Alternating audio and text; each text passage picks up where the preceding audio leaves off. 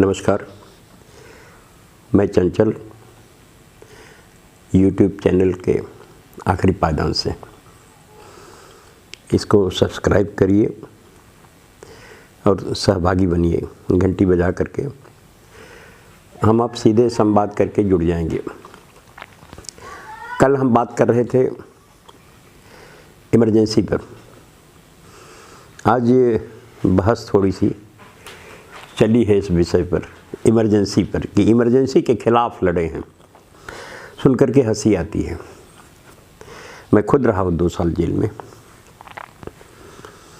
25 जून को रात में इमरजेंसी लगी 12 बजे के पास, और 25 जून को ही सारे लोग गिरफ्तार कर लिए गए। तो पहला सवाल उठता है कि लड़ा कौन है इमरजेंसी के खिलाफ और कितनी देर लड़ा है। जनाब अली, आपकी लड़ाई तो एक हॉस्टल के 3 समोसे के 3 आने बढ़े हुए दाम पर लड़ी गई है। ये जो स्थिति थी, आज हमारे कई मित्रों ने जो आजकल सत्ता के साथ जुड़े हुए हैं, उन्होंने बताया कि किस तरह से टॉर्चर किया गया। वाह, हर बार होता है, करते हैं लोग। सत्ता जब एकाधिकार बात की तरफ जाती है तो होता ही है, उससे कोई इनकार नहीं करता कि हुई है, जाती हुई है। और वो लोग, मजे की बात यह है कि वो लोग इस बात पे कर रहे हैं, तस्दीक कर रहे हैं कि हम सीना खोल करके कह रहे हैं कि हम इमरजेंसी के खिलाफ लड़े हैं। झूठ बोलते हैं। वो इमरजेंसी के खिलाफ नहीं लड़े। 25 को इमरजेंसी लगती है, 25 की रात में आप गिरफ्तार हो जाते हैं, तो लड़े कब? केवल 2 लोगों ने लड़ा। एक जॉर्ज फर्नांडीज व्यक्तिगत तौर पर, और दूसरे एक दल है, अकाली दल। वो स्वर्ण मंदिर से जत्थे में निकलता था, जिंदाबाद मुर्दाबाद बोलता था, इमरजेंसी की मुखालफत करता था और वो गिरफ्तारी देता था। और दूसरे थे जॉर्ज, जो बहुत फेमस डायनामाइट केस के नाम से जाना गया, वो लेकर के वो लड़ रहे थे। बाकी आप तो माफ़ीनामा लिख रहे थे सरकार, जो आज आप कूद रहे हैं। तो 2 में से एक चीज़ तय कर लीजिए कि इमरजेंसी है क्या, पहले ये जान लीजिए।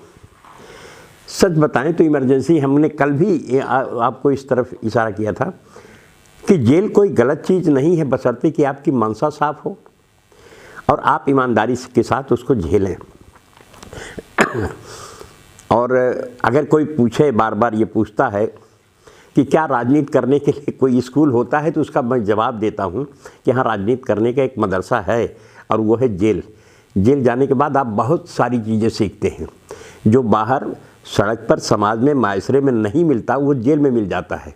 समता का दर्शन मिलता है, अपने आप पर कंट्रोल करने की स्थिति आ जाती है। शुरुआत होती है जेल नियम से और फिर चले जाते हैं, आपको निजी ज़िंदगी का हिस्सा बन जाता है। बहरहाल ये बहुत सारी चीज़ें हैं। इनको लेकर के जब कहा गया और आज कह रहे हैं, तो हमसे उनसे कहते हैं कि भाई इमरजेंसी लगी, श्रीमती इंदिरा गांधी ने लगाया, और इमरजेंसी के हटते ही 77 में कांग्रेस ने सबसे पहले माफ़ीनामा लिखा, माफ़ी मांगा, और वो भी सत्ता से नहीं। उन्होंने जनता पार्टी से नहीं कहा कि हमसे गलती हो गई, हमको माफ़ कर दो। उन्होंने जनता से कहा, जनता पार्टी से नहीं कहा था, जनता से कहा कि हमसे गलती हो गई और हमको माफ़ करो।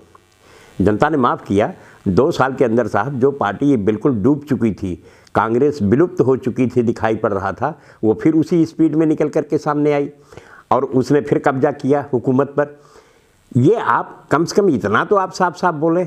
और आज कुछ लोग कहते हैं कि साहब ये इमरजेंसी नहीं है। मुझे हैरानी होती है कि क्या बात कर रहे हो भाई। आपके बोलने के नाम पर उसमें ज़्यादा से ज़्यादा कैद होती थी, चलिए हो जाती थी। हत्याएँ तो नहीं हुई हैं कि आपको सीधे गोली मार दिया जाए और उसको जस्टिफाई किया जाए, उठा करके जेल में डाल दिया जाए, जस्टिफाई किया जाए। तो आप सड़क पर जुलूस नहीं निकाल सकते, ये क्या है ये? तो कहाँ निकालेंगे साहब जुलूस? तो ये जो चीज़ें हैं, आप इन पर स्वस्थ एक बहस चलनी चाहिए। और जो लोग कहते हैं कि इमरजेंसी एक सिचुएशन होती है धीरे धीरे, और अगर ये इस तरह से चला तो उन सवालों का जवाब आपको देना पड़ेगा। बहरहाल अब हम आते हैं कि किस तरह से इमरजेंसी कटी है। इमरजेंसी 25 की रात में हम बोलते बोलते गए हैं खिलाफ नारा लगाते लगाते गए हैं, कांग्रेस मुर्दाबाद बोलते हुए गए हैं, और जब जेल के फाटक से बाहर निकले तो फिर हम वही करते रहे। जेल के अंदर तो आज़ादी थी ही बोलने की कम से कम। आज आप जेल में नहीं हैं, लेकिन जेल की ज़िंदगी जी रहे हैं। खौफ इतना ज़्यादा है कि आप एक शब्द बोल नहीं सकते।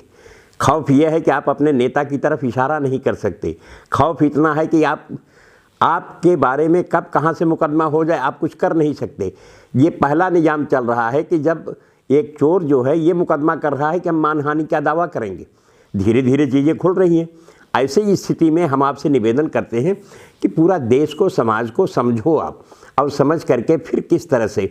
अब देखिए कि सिचुएशन क्या है, गरीबी वही है, बढ़ी है, भुखमरी वही है, उससे भी ज़्यादा बढ़ी है, तबाही, गैर बराबरी और ज़्यादा बढ़ी है। तो हम कहाँ पर पहुँचे, हासिल क्या हुआ है?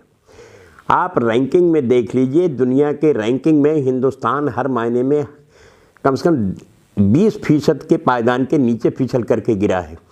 तो हम कौन सी तरक्की के रास्ते पर हैं? आप सारा का सारा, सारी की सारी ताकत आपकी लग रही है एक धर्म के प्रचार में, और वो भी गलत प्रचार में।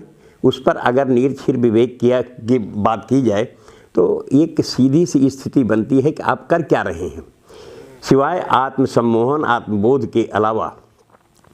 ऐसी स्थिति में कुछ नहीं करना है आपको, सीधे सीधे सिविल डिसोबीडियंस।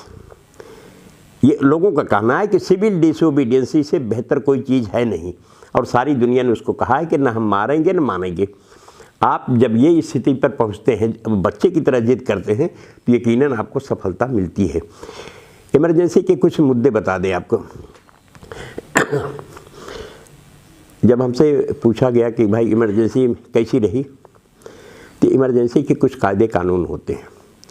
आपको जेल ले जाया जाएगा, जेल मैनुअल होता है, और आप अगर ज़िंदगी जीना चाहते हैं, ज़िंदगी जीना जानते हैं जेल में, तो बड़े बेहतर ढंग से जी सकते हैं। एक उदाहरण दे दूं, हमारे बगल में एक ज़िला है प्रतापगढ़, वहाँ से कृपा शंकर चौबे पकड़े गए। मेरे ख्याल से उनकी उम्र रही होगी 80 साल की, 80 साल के ऊपर थे।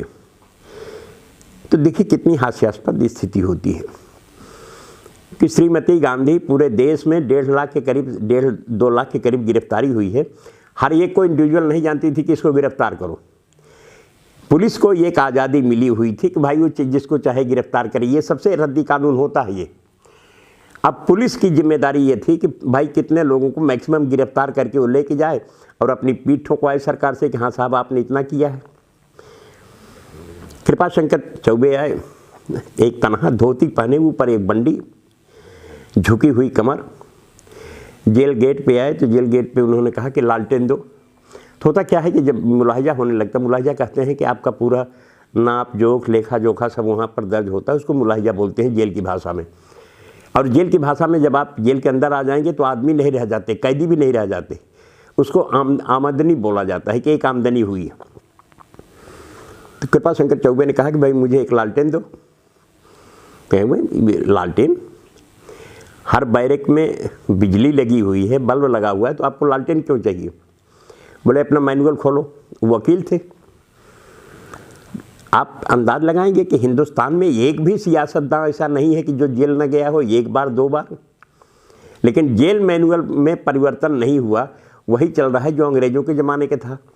आज भी जो जिसको बोलते हैं कि जेल सावधान है, उसका नारा है